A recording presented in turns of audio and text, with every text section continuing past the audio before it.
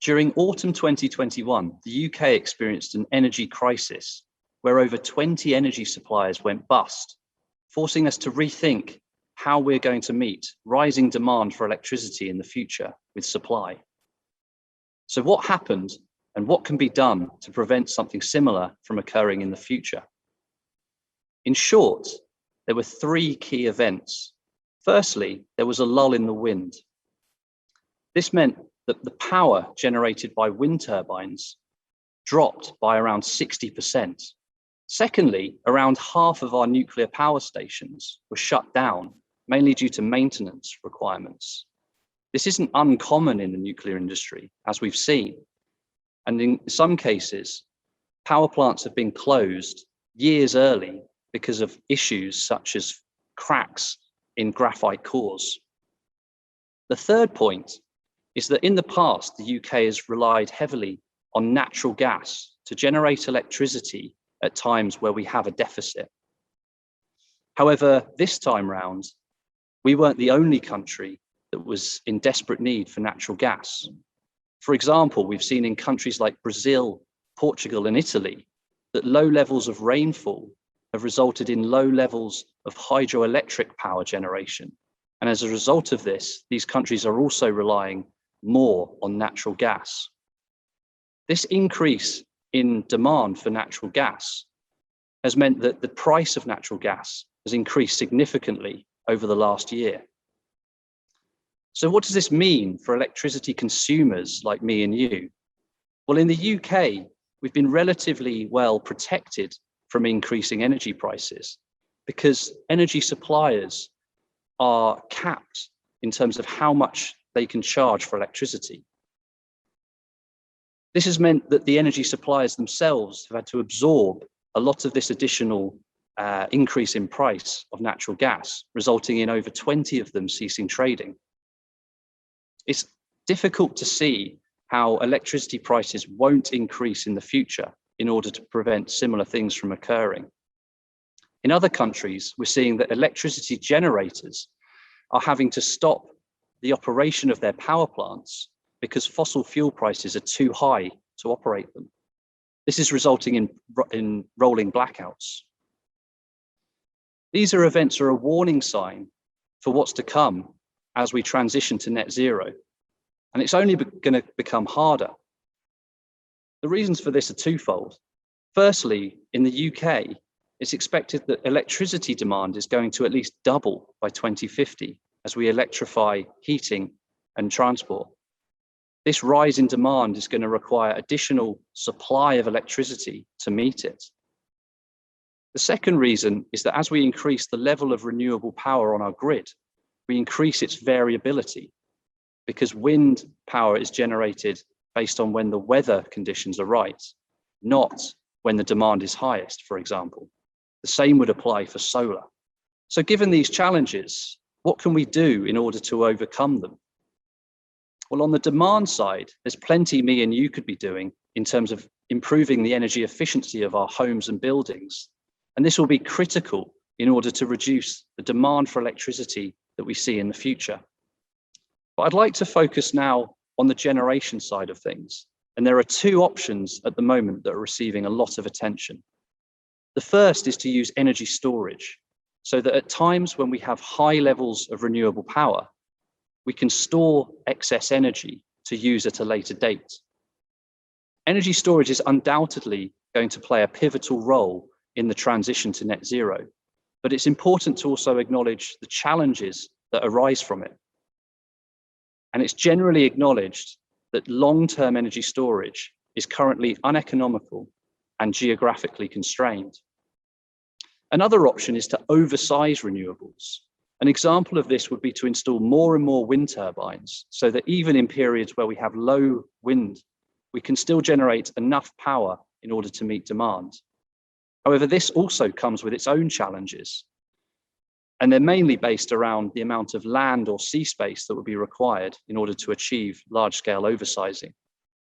For example, if we were to try and meet the UK's total energy demand using just wind turbines, we'd need a land area equivalent to around half of the UK. If electricity demand is expected to at least double by 2050, then clearly there's going to be big challenges when it comes to oversizing renewables, whilst also doing it in a respectful way with land usage. I'm conscious at this point that I'm providing a pretty bleak picture. This TEDx event is themed around ideas outside of your bubble. So what additional measures could we be taking in order to tackle these challenges in the future? Well, the International Energy Agency have identified that 75% of the carbon emissions reduction that's required in order to reach net zero will need to be achieved using technologies that are not currently well established. With this in mind, it's worth considering the benefits that emerging technologies can offer. And I'd like to focus here on tidal stream power. The reason for this focus is twofold. In the UK, we know that there are fast-moving tidal streams around our coastlines that provide a reliable source of renewable energy that doesn't rely on the weather. Here you can see a simulation of the Ramsey Sound located in Wales, around 100 kilometres south of Aberystwyth. The red regions show areas of high flow speeds that provide potential opportunities for harnessing renewable energy. The second reason to focus on tidal stream is that it provides an energy-dense option. By this, I mean that the amount of power generated per metre squared of tidal stream power is higher than that of other technologies such as wind and solar. Given the spatial constraints that the UK faces, as I've already alluded to, this could provide a real benefit.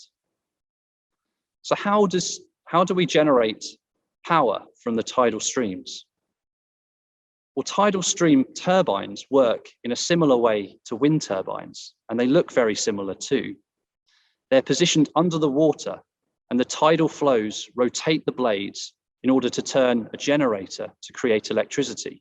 But how can we use tidal stream turbines to help with the crisis such as that we've seen in August of this year? Well, firstly, tidal stream energy is predictable. The power generated by a tidal turbine depends on the positioning of the sun, earth, and moon, which drives the tides. And we've been able to predict these motions for centuries. This means that we know how much power we can generate this time tomorrow, this time next week, this time next year, even 100 years from now. This means that we know exactly when there will be lulls in the power generated by a tidal stream turbine, and also that the lulls in power are relatively short compared to other technologies. With this foresight of when power can be generated, we're able to plan to understand which additional power plants are needed in order to match supply with demand, and when to shut down power plants for necessary maintenance. The second reason is that tidal stream power is reliable, meaning we're able to provide approximately the same amount of energy every month and every year. These characteristics of predictability and reliability allow us to improve our energy security because we can plan to rely less on expensive forms of backup power, such as natural gas. Research is also emerging that shows that by diversifying the mix of renewables that we use, we can provide additional benefits to the energy system as a whole. For example, by combining wind and tidal stream turbines, we see that we're able to match supply with demand more often. In this plot, I consider how best to combine tidal and wind turbines to minimize energy shortage over a year. As we move from left to right on the plot, the number of tidal stream turbines increases and the number of wind turbines reduces. We can see that by combining similar levels of wind and tidal stream turbines, we reduce the energy shortage we see over a year by 35% in this case. This reduces the amount of additional stuff that's needed in order to match supply with demand. For example, our reliance on natural gas or energy shortage. In essence, we're doing more with less. It's also important to acknowledge the drawbacks of emerging technologies, such as tidal stream power. For example, we know that the tidal stream resources around the UK generally tend to be located in remote areas, far away from demand centres, such as cities. This will require careful thinking about how we manage the electricity generated by tidal stream power. For example, do we transmit it long distances to those demand centers or use it more locally in combination with energy storage, for example? Emerging technologies can also be expensive. Here we see the cost of onshore and offshore wind alongside tidal stream power. The grey lines provide predictions for what future costs will look like. In the case of onshore and offshore wind, we see that there's been significant cost reduction as a result of the build out of around 10 gigawatts in each case. This build out enables cost reduction through learning, meaning that we're able to develop new projects more cost effectively because of the experiences of developing older projects. In the case of tidal stream, it's around 5 times more expensive than wind currently. But we can also see that the installed capacity of tidal stream is less than 1% of that of onshore and offshore wind. This highlights that there's significant learning still to be achieved in the tidal stream industry, and with that comes cost reduction. It's also important to highlight that tidal stream energy is unlikely to become as cheap as wind and solar, for example, but it is likely to become as cost competitive with things like nuclear and biomass and gas turbines in the near future.